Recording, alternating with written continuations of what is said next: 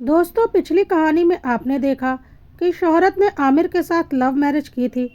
शोहरत रिसर्च के सिलसिले में अमेरिका गई थी और आमिर उसी यूनिवर्सिटी में प्रोफेसर था।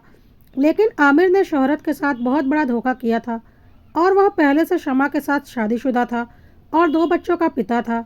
लेकिन और अधिक ब्रिलियंट बच्चों की ख्वाहिश में उसने तेज़ दिमाग वाली शोहरत से निकाह कर लिया था।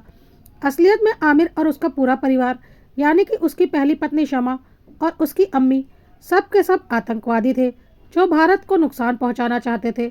और अब आमिर ने शोहरत के अम्मी अब्बू को ह्यूमन बॉम्ब बनाकर भीड़ भाड़ वाली जगह पर ब्लास्ट करने के लिए बोला था, वरना वह शोहरत को मार डालने की धमकी दे रहा था। शोहरत को एक कमरे में आमिर ने बंद कर दिया था, लेकिन अभी तक आमिर को वह खुशखबरी नहीं मिली थी जिसका वह इंतज़ार कर रहा था। और इसी चिढ़ और गुस्से में वह परेशान होकर शोहरत के कमरे में घुसा। वह गुस्से में पागल हो चुका था क्योंकि उसका अपने किसी भी साथी के साथ कोई कांटेक्ट नहीं हो पा रहा था और ना ही उसे कोई न्यूज़ मिल पा रही थी। गुस्से में वह शोहरत को ही नुकसान पहुंचाना चाहता था कि तभी शोहरत ने कुछ ऐसा किया कि कोई सोच भी नहीं सकता। आइए देखते हैं आगे क्या हुआ। आमिर गुस्से में तमतमाता हुआ शोहरत के कमरे में घुसा, यह बोलते हुए कि तुम्हारे अम्मी अब्बू खुद को बहुत होशियार समझते हैं। मुझे अपने साथियों की कोई खबर नहीं मिल पा रही है और ना ही अपने मिशन के बारे में कोई न्यूज़ मिल पा रही है। इसका खामियाजा अब तुम भुगतोगी। आमिर ने गन शोहरत की तरफ तान दी, लेकिन तभी शोहरत ने बिना एक पल गवाए किसी गन से फायर किया, जिससे कि आमिर पैरों और हाथों से पैरालाइज हो गया और सीधा ज़मीन पर गिर गया। उसे समझ में भी नहीं आया कि एकाएक यह क्या हो गया। तब तक शमा और उसकी अम्मी आमिर के गिरने की आवाज़ सुनकर कमरे की तरफ दौड़ी, लेकिन शोहरत ने बहुत ही फुर्ती दिखाई और दोबारा से उसी गन से आमिर की अम्मी और शमा के ऊपर अटैक कर दिया और वह दोनों भी पैर और हाथ से पैरालाइज होकर जमीन पर गिर पड़ी। पूरी तरह से असहाय हो चुके थे आमिर, उसकी अम्मी और शमा। उन्हें समझ में नहीं आ रहा था कि शोहरत ने यह सब कुछ एकाएक क्या कर दिया। शोहरत मुस्कुरा रही थी। आमिर बोल रहा था, शोहरत, तुम अपने होश में हो? क्या कर रही हो तुम यह? और तुम्हें क्या लगता है ऐसा करके तुम यहाँ से जिंदा बच के जा सकती हो? यहाँ चारों ओर मेरे आदमी हैं, तुम किसी कीमत पर नहीं बचोगी। सुनकर शोहरत आमिर के करीब आई और उसे अपने पैरों से बहुत ज़ोर की ठोकर मारी और बोला, बेवकूफ़ इंसान, खुद को बड़ा होशियार समझता है। तुम लोगों को क्या लग रहा था कि तुम लोग मेरे साथ खेल खेल रहे हो? अरे बेवकूफ़ो, खेल तो हम तुम्हारे साथ खेल रहे थे और सब कुछ वैसा ही हो रहा था जैसा हम चाहते थे। तुम्हारे सारे मिशन के बारे में पता करना था हमें, और साथ ही साथ तुम्हारे सारे साथियों के बारे में भी पता करना था। तुम्हारे सारे मिशन को फेल करना हमारा पहला मकसद था, जो कि अब हो चुका है। तुम्हें क्या लगा था तुम लोगों के पास बहुत दिमाग है और इसलिए तेज़ दिमाग वाली लड़की से शादी करके और तेज़ दिमाग वाले बच्चे पैदा करोगे? अरे मूर्खो, तुम्हारा दिमाग पहले भी घुटनों में था, आज भी घुटनों में है और हमेशा घुटनों में ही रहेगा। भले ही तुम खुद को कितना भी होशियार समझो, पर हमारे आगे तुम कभी नहीं निकल सकते। असली खेल तो मैंने खेला है तुम्हारे साथ। जानते हो कौन हूँ मैं? मैं अपने देश की एक ईमानदार सिपाही, एक रॉ एजेंट हूँ जिसका असली नाम कोई नहीं जानता और ना ही तुम्हें जानने की ज़रूरत है। फ़िलहाल तुम मुझे शोहरत के नाम से ही जानो तो अच्छा है। तुम्हारा सारा टेररिस्ट गैंग पकड़ा जा चुका है, भारत में भी और अमेरिका में भी। और हाँ, बहुत गुमान है ना अपने भाइयों पर जो अलग अलग देश में रहकर अपनी गतिविधियों को अंजाम दे रहे हैं।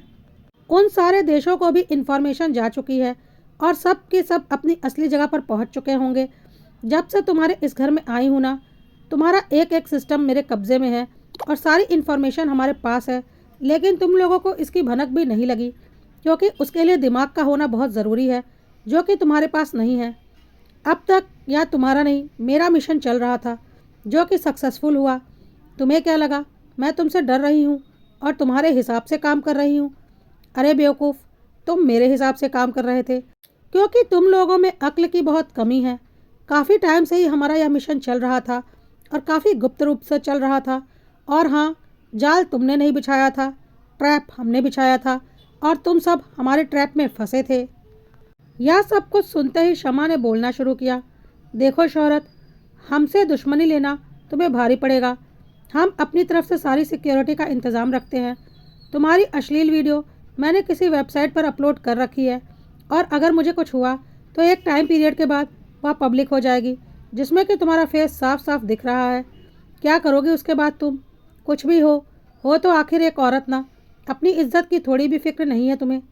शोहरत हंस रही थी और बोल रही थी, पागल समझा है क्या मुझे कि तुम मुझे एक एआई की बनी हुई वीडियो दिखाओगी और मैं उसे सच मान लूँगी? तुमसे कहीं ज़्यादा इंटेलिजेंट हूँ मैं तो पहले ही दिन समझ चुकी थी कि यह एआई जनरेटेड वीडियो है जो कि मुझे ब्लैकमेल करने के लिए बनाई गई है। ऐसी कोई वीडियो कभी बनी ही नहीं। यह क्या मुझे पता नहीं होगा? तो तुम उन वीडियो का जो करना है करो। तुम्हारे सारे कंप्यूटर के एक्सेस मेरे पास हैं। तो पहली बात तो कुछ होगा नहीं, और अगर हो भी गया तो 2 पल नहीं लगेंगे हमें उसे टेक डाउन करने में। इतनी पहुंच रखते हैं हम। तुम्हारे सारे सिस्टम हैक कर रखे हैं हमने। अब आमिर की अम्मी ने बोलना शुरू किया, अरे मूर्ख औरत, ठीक है वह एआई जनरेटेड वीडियो है, पर तूने तो सच में आमिर से निकाह किया है ना? और आमिर तेरा शौहर है। तेरे और उसके बीच सच में पति पत्नी का संबंध बना था। कैसे भूल सकती है तू? शौहरत ने बोला, मूर्ख मैं नहीं, तुम लोग हो। मेरे और आमिर के बीच में कभी पति पत्नी का कोई संबंध नहीं बना। पूरी तैयारी के साथ आई थी मैं इस मिशन में। यह मूर्ख शमा अपनी जलन में अंधी होकर अपने शौहर आमिर को दवाइयाँ खिलाती रही ताकि वह मेरे बच्चे का पिता ना बन सके। इस मूर्ख को यह पता ही नहीं था कि पिता तो वह तब बनेगा ना जब हम दोनों के बीच में पति पत्नी का कोई रिश्ता बनेगा। यह आमिर को क्या दवाइयाँ खिलाती थी यह तो मुझे नहीं पता, लेकिन मैं आमिर के पिलो में एक ऐसा स्प्रे कर देती थी कि जैसे ही वह उस पिलो पर सोता था वह अपने होशो हवास खो बैठता था और उसे वही सच लगता था जो मैं उसे बताती थी। उसे तो आज तक पता भी नहीं चला कि हम दोनों के बीच में पति पत्नी का कोई संबंध है ही नहीं, क्योंकि यह दुश्मन देश का जासूस मेरा शौहर कैसे हो सकता है? इतनी मूर्ख नहीं हूँ मैं कि अपने देश के दुश्मन से निकाह कर लूँ। और अगर यह मेरा शौहर होता भी तो मेरे लिए मेरा शौहर मेरे देश से बढ़कर कभी नहीं हो सकता, क्योंकि मैं एक सच्ची हिंदुस्तानी हूँ और मेरे लिए मेरा हिंदुस्तान पहले आता है। अब आमिर की अम्मी ने बोला, अरे मूर्ख औरत, कैसी बातें कर रही है तू? तेरा निकाह तेरे अम्मी अब्बू के सामने आमिर के साथ हुआ है। यह सुनते ही शौहरत ज़ोर ज़ोर से हंसने लगी और बोली, बहुत बड़े गलतफहमी में जी रहे हो तुम लोग। देखना चाहते हो कौन सा निकाह हुआ है मेरा? कहकर शौहरत ने एक वीडियो प्ले कर दी जो आमिर और शौहरत के निकाह के वक्त का था, जिसमें साफ दिख रहा था कि जैसे ही इमाम साहब इन लोगों का निकाह करवा रहे थे, कुछ देर के लिए सब लोग अपने होशो हवास खोकर एक जगह चुपचाप बैठे रह गए थे और कुछ पलों के बाद सबको होश आया था और सीधा उन लोगों ने यह सुना कि निकाह हो गया है। शौहरत ने बोला, तुम्हें क्या लगा मेरे अम्मी अब्बू एक साधारण अम्मी अब्बू हैं? अरे मूर्ख, वह मेरे अम्मी अब्बू नहीं हैं।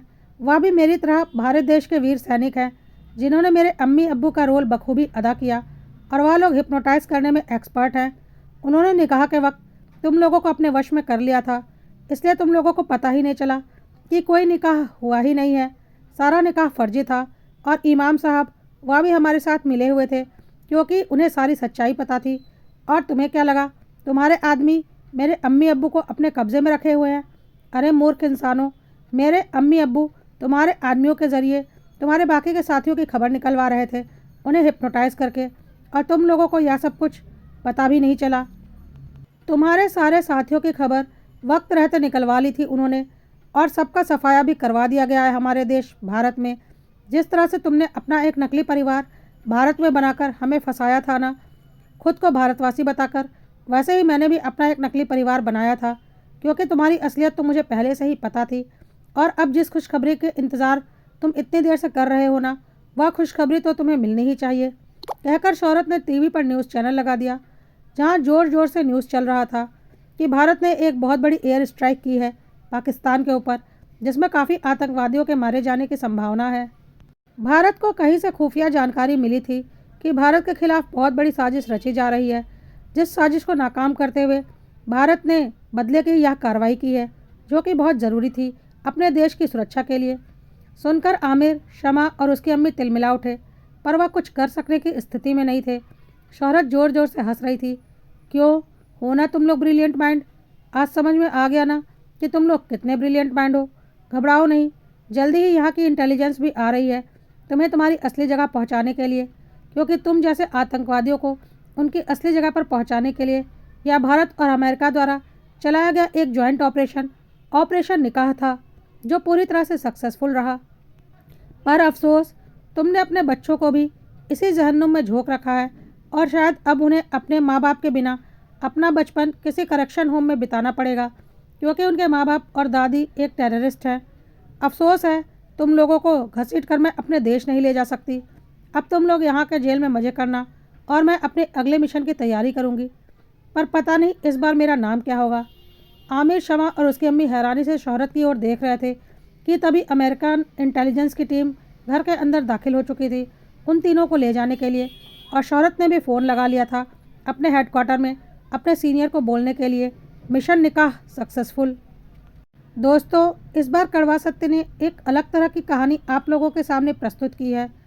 क्या आप लोगों को यह कहानी पसंद आई? कमेंट में ज़रूर लिखिएगा और कड़वा सत्य को लाइक, फॉलो और सब्सक्राइब करना मत भूलिएगा।